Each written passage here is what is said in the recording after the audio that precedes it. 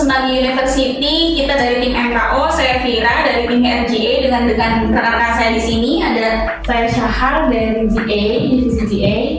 Saya Livia dari divisi GA.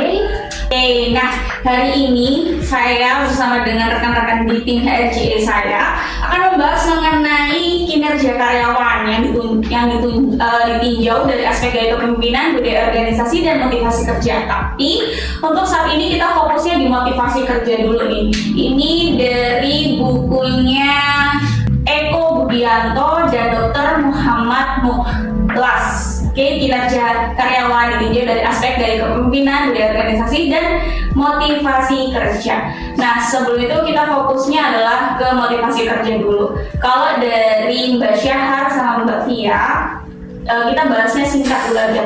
Menurut Mbak Syahar dan Mbak Via, motivasi itu apa sih? Kalau dari saya pribadi, motivasi itu kayak dorongan kita untuk bekerja sih, Bu. Karena kalau nggak ada motivasi, ya kita nggak akan bekerja bergerak gitu. Gitu. Biar lebih produktivitas dan biar lebih semangat dalam bekerja. Kalau dari Mbak Via sendiri, menurut Mbak Via motivasi itu Hampir sama kayak Mbak Syahar, motivasi itu menurut aku dorongan dimana kita itu bisa lebih produktif, kita itu juga lebih bisa semangat untuk bekerjanya gitu sih. Oke, jadi sebenarnya motivasi itu ada dua hal ya, motif dan pasti gitu kan ya. Jadi fokusnya adalah motif, di mana ada dorongan yang berdasarkan motif gitu, atau keinginan kita yang didasari keinginan kita untuk gitu. Jadi ada hal yang mendasari dulu gitu. Apa sih gitu? Nah, di sini fokusnya adalah motivasi kerja. Jadi motif apa sih yang mendasari kita untuk bekerja? Nah, dari Mbak Syahar sama Mbak Via dulu, motif apa sih yang mendasari Mbak Via sama Mbak Syahar untuk mampu atau terus bekerja? Di satu sisi ya rumahnya jauh ya, satunya Bekasi, satunya Bogor.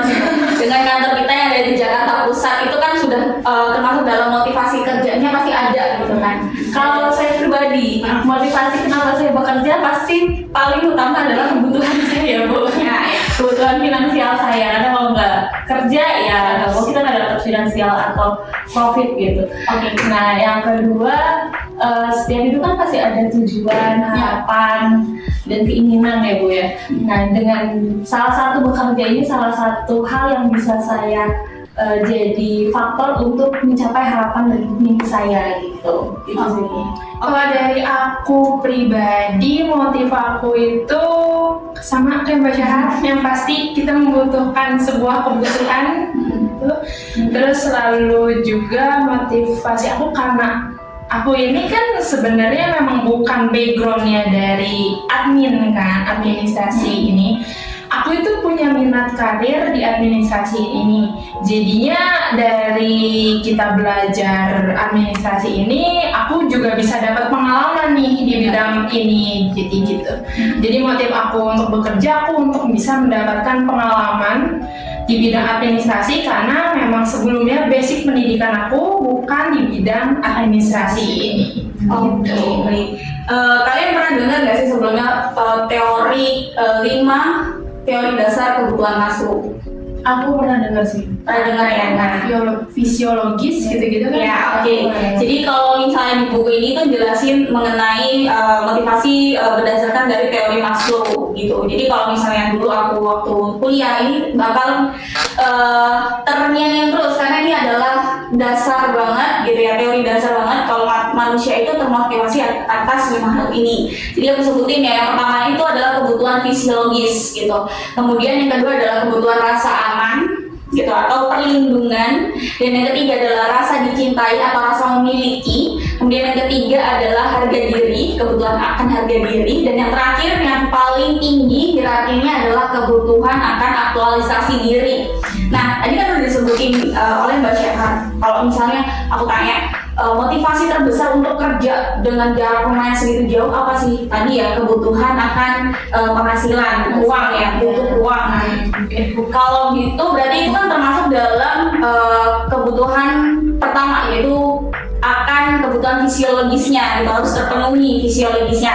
Karena fisiologis itu termasuk apa sih? Makan, kayak sandang, pangan, papan lah ya. gitu. Jadi kalau kita bilang butuh uang, Mbak Syahar tanya butuh uang buat apa Mbak Syahar? Untuk beli sesuatu, makan, sandang, pangan. Jadi fokusnya adalah kita bukan butuh uangnya ya sebenarnya, tapi kehidupan sehari-harinya. Jadi semua hal itu kan butuh uang. Nah disitulah. Jadi motifnya itu adalah untuk kehidupan kita berkelanjutan gitu. Kalau dari Mbak Fia kan beda sendiri ya, dia lebih fokus ke pengalaman gitu kan. Berarti kan itu termasuk dalam kebutuhan ya tadi, bisa jadi harga diri atau sampai ke kebutuhan akan aktualisasi dirinya, keakuan gitu.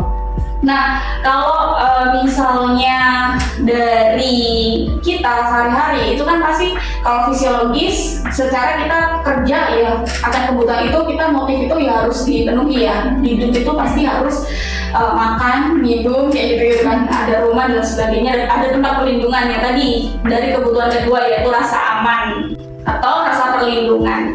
Nah, dari motif sendiri itu sebenarnya banyak banget. Kadang orang-orang tuh merasa bahwa kalau motivasi itu hanya ucapan gitu ya, lebih sering seperti itu nggak sih daripada tindakan. Sebenarnya kalau misalnya aku tanya lagi ke Mbak Syahar sama Mbak Fia, hal apa sih yang bisa buat Mbak Fia sama Mbak Syahar itu termotivasi?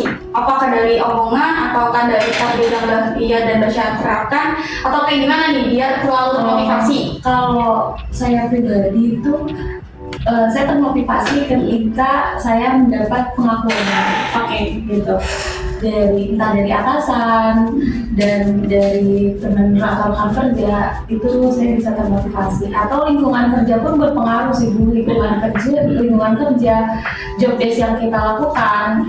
Kalau misalnya sales kan biasanya motivasinya karena target-target yang pengen dicapai. Kalau saya motivasi kerjanya, saya pengen dapat hasil pekerjaan saya itu secara maksimal, nggak ada minusnya gitu. Perfeksionis, nah itu motivasi yang bekerja gitu. Kalau di dalam job desk saya ya. Oke, jadi lebih ke kebutuhan akan penghargaan ya, gitu. Jadi gimana rasanya kita juga, jadi motivasi itu nggak hanya dari hasil yang kelihatan gitu ya, fisik, kayak misalnya hasil penghasilan hari ini, bulan ini penghasilannya berapa dan sebagainya, tapi juga dari pengakuan dan penghargaan itu gitu. Jadi itu juga salah satu yang buat Mbak Syahar termotivasi akan hari-hari ya. Kalau dari Mbak Fia sendiri gimana? Kalau aku lebih ke lingkungan kerjanya sih, karena semakin positif lingkungan kerja kita, pasti kita juga bakal termotivasi untuk bisa lebih produktif lagi, lebih semangat lagi untuk mencapai target-targetnya, terus juga bisa lebih, ya pokoknya lebih semangat aja sih untuk bisa kerjanya sesuai sama target yang sudah ditentukan gitu. Kalau dari aku pribadi, aku lebih ke lingkungan kerjanya sih, karena lingkungan kerja itu sangat banget berpengaruh gitu. Apalagi kalau misalkan kita kan ada afirmasi ya, itu Japandi. Itu menurut aku berpengaruh banget sih gitu. Karena dari afirmasi itu kita jadi termotivasi untuk bisa lebih semangat bekerja gitu. Aku di lingkungan kerjanya. Jadi sebenarnya kalau motivasi itu dasarnya adalah dari diri kita yang didorong dengan lingkungan sekitar juga. Jadi bukan berarti kayak gini, kalau misalnya ada motivator ngomong gitu, emang ngaruh? Ya nggak bakal ngaruh kalau kitanya sendiri tidak tergerak gitu. Kalau kita sendiri nggak sadar akan hal itu. Jadi sebenarnya yang lain itu mendorong akan keinginan kita, akan motif kita tersebut gitu. Jadi bisa jadi motivasi itu dari eksternal atau internal. Nah, buat dari pribadi masing-masing nih, pernah punya tips nggak sih, misalnya nih kalau misalnya rekan kerja gitu ada yang bad mood, itu kan pasti juga jadi down ya kebadannya kan. Ngefek nggak sih faktor negatif, aura negatifnya itu pasti ngerasa kan. Nah, ada nggak sih kan kalau misalnya kita sebenarnya setiap individu itu punya motivasi sendiri-sendiri kan, pernah nggak sih nyemangatin teman atau timnya sehingga tuh kayak dia punya motif baru lagi yang bisa dia kan positif, jadi kita juga ikut positif gitu loh. Ada tips nggak sih kalau misalnya apalagi kita kerja nggak sendiri ya, ada tips nggak sih buat jaga mood itu biar tetap pagi hari tuh tetap akan targetnya tuh jelas gitu loh, tetap semangat dan sebagainya, tetap ada motifnya itu. Kalau aku selama bekerja di sini ya Bu ya, selama bekerja di sini kan kalau di admin cabang itu sendiri memang, cuman komunikasinya lewat admin pusat jalur udara. Tapi kalau di lingkungan yang di luar admin kayak teman-teman sales, teman-teman tim logistik atau tim TS itu pasti ada masa-masa di mana mereka bad mood atau up and down motivasinya gitu. Kalau secara pribadi nggak dalam waktu itu aku ngasih insight atau gimana gitu Bu. Jadi ada jangka waktunya dulu biar mereka moodnya lebih baik dulu, baru aku deketin gitu. Kalau aku cara untuk mengendalikannya kayak gitu. Jadi nggak langsung aku deketin ini kasih kerjaan kayak gini itu nggak bisa. Jadi aku harus biar mereka moodnya baik dulu. Dan aku menyesuaikan dengan karakternya orang tersebut. Misalnya karakternya memang susah diinfoin atau deketin, itu biasanya aku dengan baik-baik gitu. Gitu. Soalnya kan karakter orang beda-beda ya. Iya. Karena kalau kita deketin dia lagi bad mood, bukannya kita memperbaiki mood mereka, tapi malah memperburuk mood mereka gitu. Itu yang dihindari. Sebenarnya hampir sama sih kayak Mbak Sahar ya. Karena bagaimanapun juga kita, apalagi tim admin yang kerjaannya sangat amat banyak dan harus berhubungan dengan divisi-divisi lain, kita juga apalagi mood mereka, apalagi tim-tim sales mungkin ya yang pekerjaannya banyak gitu, moodnya itu kan bakal up and down gitu. Mungkin ya seperti yang Mbak Sahar bilang, dikasih jeda terlebih dahulu untuk dia bisa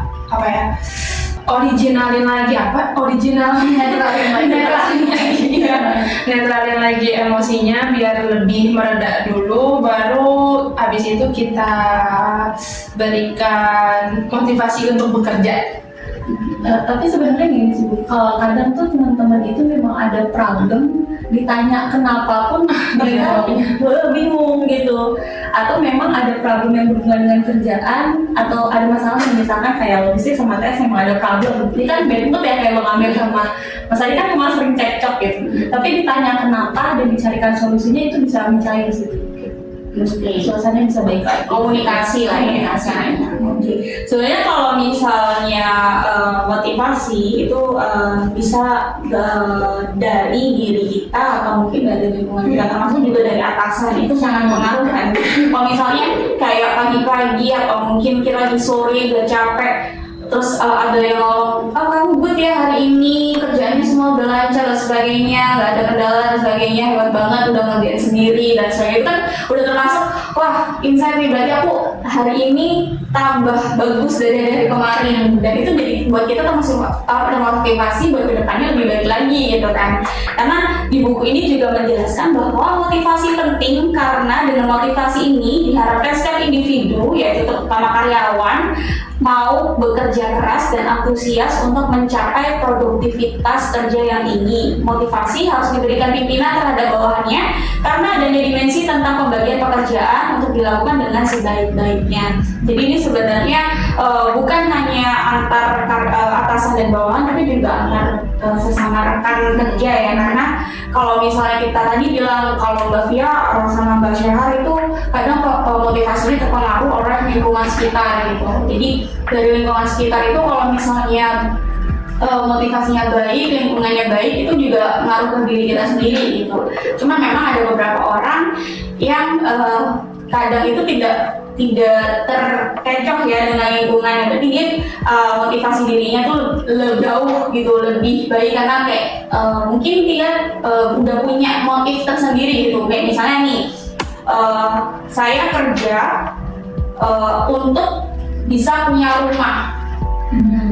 Saya kerja untuk bisa punya rumah. Gimana caranya saya bisa punya rumah? Itu saya harus kerja, tidak pernah terlambat, karena kalau misalnya terlambat ada potongan. Terus kemudian tidak pernah izin, karena kalau izin hariannya hilang misalnya. Terus kemudian saya harus capai target agar saya dapat bonus tambahan. Nah, itu kan juga termasuk salah satu motif ya dari pribadi kita dengan didukung tambahan lagi tadi sama lingkungan sekitar. Oh, lingkungannya baik, jadi saya cepat nih buat ngerjain kerjaan saya, tidak terhambat lah kerjaannya gitu. Itu juga termasuk dari motivasi gitu. Oke, motivasi yang ada pada seseorang merupakan kekuatan pendorong yang akan mewujudkan suatu perilaku guna mencapai tujuan kepuasan dirinya. Nah, kalau dari Mbak Ria sama Mbak Syarni, ini mungkin terakhir ya. Apa sih yang buat Mbak Ria sama Mbak Syahar atau mungkin penilaian kepuasan dari diri sendiri itu seberapa sih? Kayak misalnya hari ini puas karena apa, itu udah cukup dari Mbak Syahar dan Mbak Ria, atau mungkin setiap hari itu punya target sehingga kalau misalnya capek itu merasa puas atau enggak, atau mungkin kalau hidup ada yang bilang kalau misalnya saya hidupnya ngikutin arus air aja bu, nggak pernah ada target per harinya, yang penting saya globalnya saya pengen punya penghasilan per bulan aja udah cukup gitu. Atau memang setiap pribadi punya target, misalnya hari ini harus ngerjain ini dan harus capai. Kalau misalnya capai, indikator puasnya adalah ketika semua pekerjaan hari itu capai, atau kayak gimana? Kalau di aku, di pekerjaan itu, di pekerjaan kan apa sih ada daily activity ya Bu? Ya. Nah daily activity itu harus aku kerjakan di setiap harinya dan harus kuliah. Nah selain itu pasti ada case-case yang tambahan, case JSL atau dari tim lain gitu. Itu kalau memang misalkan saya bisa selesaikan di hari itu, ya berarti saya udah clear dengan pekerjaannya. Tapi kalau memang belum, ya berarti memang harus dikomunikasikan dengan tim lain atau dikomunikasikan dengan mereka yang mempunyai case gitu. Itu dalam sebuah pekerjaan. Tapi kalau di kehidupan sehari-hari, aku merasa puas ketika di hari itu aku udah melakukan kebaikan satu kali. Oke, ada prinsipnya ya, satu kebaikan satu hari gitu ya. Setidaknya satu hari, lebih banyak lebih bagus gitu. Oke, pasti. Kalau Ria?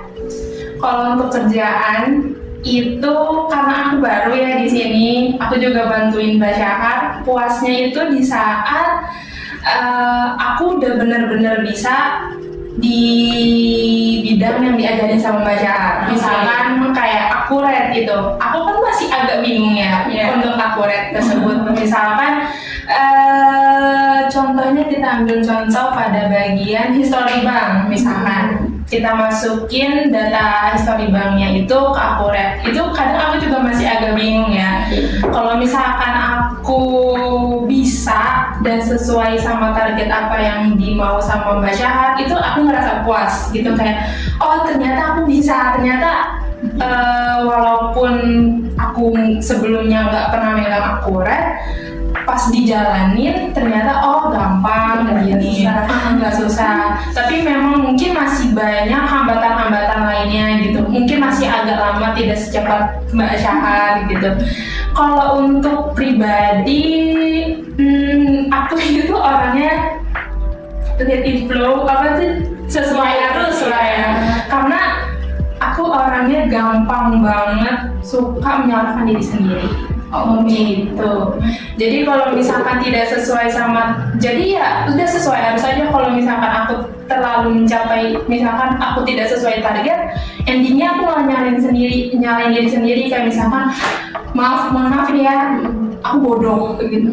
Kok lama banget sih ngerjainnya gitu. Pokoknya banyak hal yang bikin aku nyalahin diri sendiri. Iya, overthinking jatuhnya gini. Jadi untuk puas diri aku tidak mempunyai target apapun, ya sesuai sama alurnya aja. Kalau aku pribadi kayak gitu, karena aku tahu aku orangnya suka menyalahkan diri sendiri, dan itu kan emang buat negatif banget untuk diri sendiri. Jadinya ya udah ikutin alur aja gitu. Oke, jadi sebenarnya kalau misalnya motivasi pasti ada lah ya. Iya, pasti global. Cuman gimana cara kita jalanin hari-hari itu, ya balik lagi ke masing-masing. Kalau misalnya Mbak Syahar tadi nulis, kalau Mbak Fia ngikutin alur kayak gitu kan ya. Oke, jadi sebenarnya motivasi atau dorongan untuk bekerja itu sangat penting bagi tinggi rendahnya produktivitas perusahaan. Tanpa adanya motivasi dari para karyawan atau pekerja untuk bekerja bagi kepentingan perusahaan, maka tujuan yang telah ditetapkan tidak akan tercapai. So pasti ya. Sebaliknya, apabila terhadap motivasi yang besar dari para karyawan, maka hal tersebut merupakan suatu jaminan tujuan. Nah ini salah satu tugasku gitu ya. Jadi kalau misalnya human resource itu apa sih Bu gitu fungsinya ya? Salah satunya itu juga membantu rekan-rekan gitu untuk terus termotivasi karena kadang mereka sudah punya motif itu, cuma mereka tidak sadar akan motif itu dan butuh dorongan, butuh didorong. Kayak misalnya kita kayak naik tangga, lebih mudah kan ya kalau misalnya sambil digandeng atau sambil didorong dari belakang gitu. Itulah fungsinya juga salah satu di situ. Karena gimana pun juga perusahaan itu akan bagus, akan bisa capai target kalau setiap orangnya itu punya target tadi, punya motif untuk bisa capai. Jadi realistis itu wajar. Kayak misalnya dari Mbak Syara, kerja itu saya buat ini Bu, buat penghasilan saya, buat beli ini, buat beli itu. Iya, itu sangat bagus gitu. Mbak Via pun juga sama. Saya kerja untuk dapat ilmu ya. Istilahnya itu pengalaman dan ilmu itu juga salah satu dari harta kita karena berjalan terus. Nah itu juga salah satu motif. Jadi sebenarnya kalau udah punya target itu malah bagus banget gitu. Berarti kita punya proses untuk bisa capai sana. Tinggal gimana kita caranya jalanin biar bisa capai target kita itu tadi gitu. Nah itu juga termasuk dari buku ini. Jadi kalau misalnya tadi ya ada hierarki Maslow gitu, ada 5 kebutuhan dasar, gimana caranya kita bisa capai sampai kebutuhan tertinggi yaitu aktualisasi diri atau mengaktualisasikan diri gitu. Itu juga salah satu teori yang mungkin cukup realistis ya terhadap kehidupan kita sehari-hari. Nah, untuk rekan-rekan semua yang lagi lihat YouTube Universitas Semanggi atau Semanggi University, boleh bantu juga siapa tahu punya tips atau punya trik biar tetap semangat dan termotivasi dalam kehidupan sehari-hari atau bekerja. Karena kan kendala kita ya sehari-hari apalagi Gen Z saat ini adalah banyak yang belum ngerasain kerjaan gitu, udah motivasiku down gitu misalnya. Hari ini tuh aku capek banget, kerjaannya banyak dan sebagainya. Nah mungkin bisa sharing-sharing gimana sih caranya biar tetap terus termotivasi karena kan namanya semangat ya, nggak mungkin ada terus. Kadang kalau misalnya kita lagi sedih atau lagi marah dan sebagainya itu ngaruh juga ke motivasi kita gitu. Nah gimana nih tipsnya buat kita tetap konsisten untuk kerjaan kita dan bisa capai target? Boleh bantu di komen, lalu mungkin bisa share ke rekan-rekan semuanya. Siapa tahu ada dapat manfaat dari pembahasan kita pada hari ini. Oke, segitu aja dari kita tim MKO Jakarta. Untuk kelanjutannya dimohon ditunggu ya untuk video-video lebih lanjut dari kita. Bye bye.